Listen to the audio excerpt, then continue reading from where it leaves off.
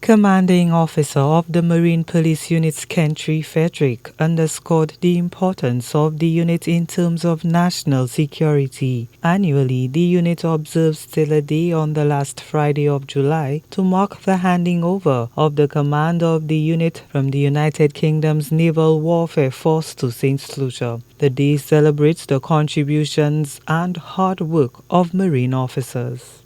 We want to engage persons on compliance rather than the forceful arm of the law, which we're being paid for, but paid to do.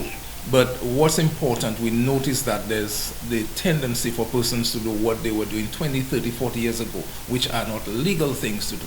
So we are doing it on a public education basis and also enforcing the law, looking at legislation where it needs to be amended. More importantly, once you can control the maritime domain of your country, then you're looking at safety and security for visitors and the residents alike.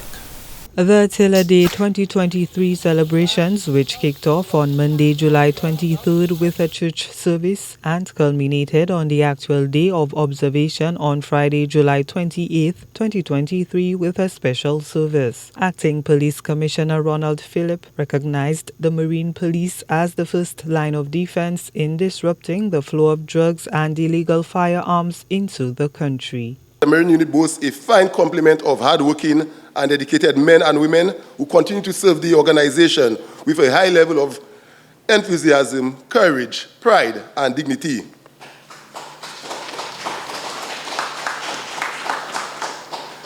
Thank you. I've not gotten clapped for a long time, so thank you, sir.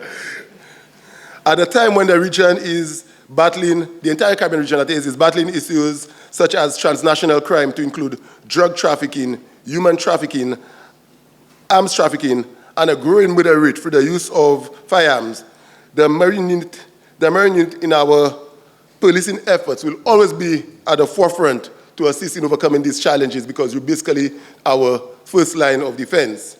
Attorney General Leslie Mondesi, who spoke on behalf of the Prime Minister, expressed gratitude to the Marine officers for protecting the country's waterways.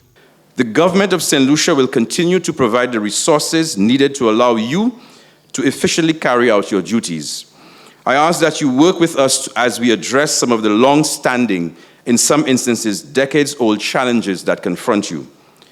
Notwithstanding the challenges, your commitment to protecting our nation is truly commendable.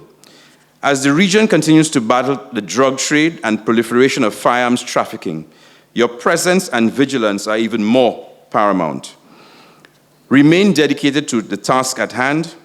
Your history is rich, and every day you have an opportunity to write a legacy that you and generations to come may be proud of. The mantle of leadership was officially handed over from the Royal Navy officers to Saint Lucia commanders on July 17, 1994. The Marine unit currently has some 50 Marine officers. Gina Filippi, HTS News Force.